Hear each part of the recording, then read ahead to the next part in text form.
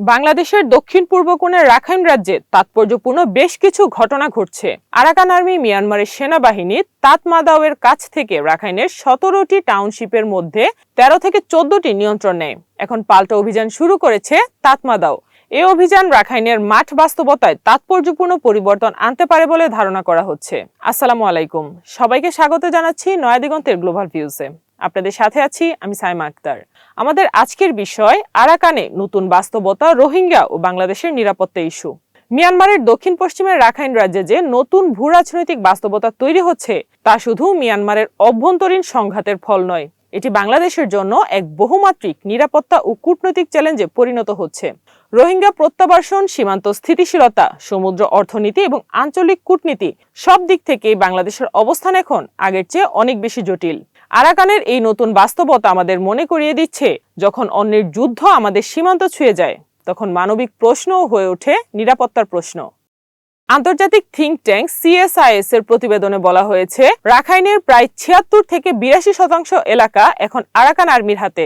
সে হিসেবে তাতমাদাওয়ের নিয়ন্ত্রণ সীমিত প্রায় ১৮ থেকে ২৪% ভূমি। আন্তর্জাতিক সংবাদ সংস্থা AP ও রয়টার্সের মতো গণমাধ্যমের রিপোর্ট অনুসারে মংদু, বুথিডং ও পালাতুয়ার মতো উত্তরাঞ্চলের টাউনশিপগুলো সম্পূর্ণরূপে আরাকান আর্মির নিয়ন্ত্রণে।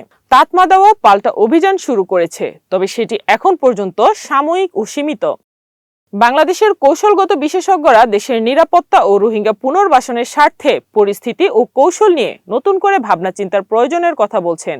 তাতমাদাও রাখাইন রাজ্যে বিরোধী আরাকান আর্মির বিরুদ্ধে সেনাবাহিনী ও নৌবাহিনীর সহযোগিতায় নতুন সামরিক অভিযান পরিচালনা করছে। ধারণা করা হচ্ছে, তাতমাদাওয়ের নতুন অভিযানে মিয়ানমারের সামরিক বাহিনীর পাশে বিশেষ সহযোগিতা নিয়ে দাঁড়িয়েছে চীন ও রাশিয়া। ২০১৭ সালে রোহিঙ্গাদের বাংলাদেশে ঠেলে দেওয়ার পিছনে তাতমাদাও ও আরাকান আর্মির ভূমিকা ছিল অভিন্ন।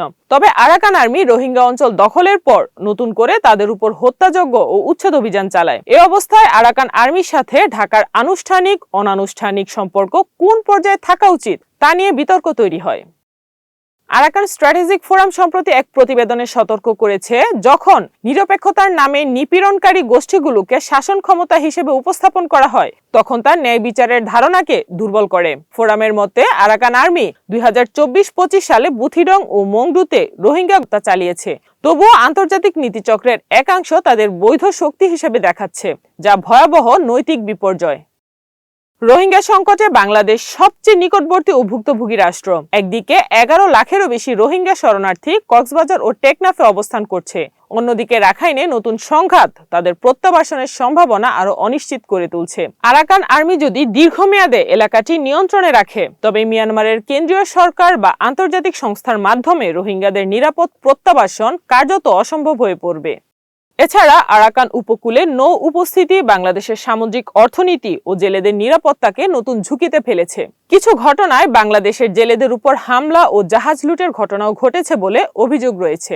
এমন অবস্থায় চীন ও ভারতের স্বার্থনির্ভর অবস্থান এবং পশ্চিমা বিশ্বের বিভক্ত দৃষ্টিভঙ্গি বাংলাদেশের পররাষ্ট্রনীতিকে জটিল অবস্থায় ফেলেছে।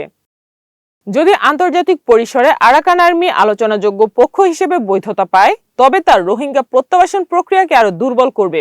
রাখাইনের বর্তমান পরিস্থিতি শুধু একটি সীমান্ত সংঘাত নয়, এটি এক মানবিক, কৌশলগত ও ভূরাজনৈতিক সংকট। বাংলাদেশের নীতি নির্ধারকদের এখন প্রয়োজন তথ্যভিত্তিক কৌশল, আঞ্চলিক সমন্বয় ও আন্তর্জাতিক চাপের সমন্বয়ে এক দৃঢ়, বাস্তববাদী ও মানসিক অবস্থান। সাইমা আক্তার, নয়া দিগন্ত।